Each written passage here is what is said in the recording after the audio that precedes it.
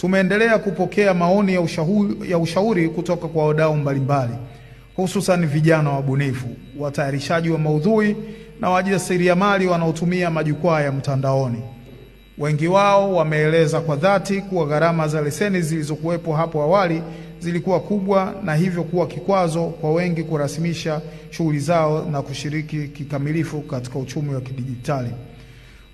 Kutokana na hoja hizo ambazo zina msingi, tulitoa maelekezo mahususi kwa Mamlaka ya Mawasiliano Tanzania TCRA kufanya mapitio ya ada na leseni ya huduma za maudhui mtandaoni ili ziendane na uhalisia wa soko, uwezo wa watoa huduma na lengo la serikali la kuwezesha badala ya kuzuia ubunifu.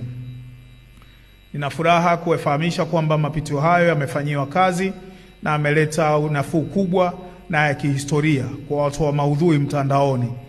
Ada ya leseni imepunguzwa kwa kiwango kikubwa kutoka shilingi 500,000 hadi shilingi 50,000. Huku ada ya maombi ikiwa shilingi 10,000 pekee.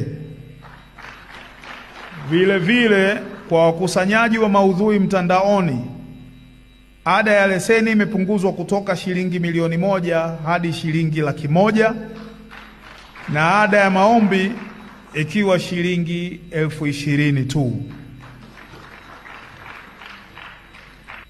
Hatua ambazo zimechukuliwa hapo juu kama ambavyo nimetangulia kusema ni za kimkakati katika kupunguza gharama za uendeshaji, kuhamasisha urasimishaji wa shughuli za kidijitali, kupanua fursa za ushiriki kwa vijana na wabunifu, pamoja na kuchochea ajira na kukuza mchango wa uchumi wa kidijitali katika pato la taifa. Serikali inaamini kuwa kwa gharama hizi rafiki na jumuishi, wadau wengi zaidi wataingia katika mfumo rasmi, jambo litakaloongeza ubora wa maudhui, uwajibikaji na ushindani wenye tija katika sekta hii.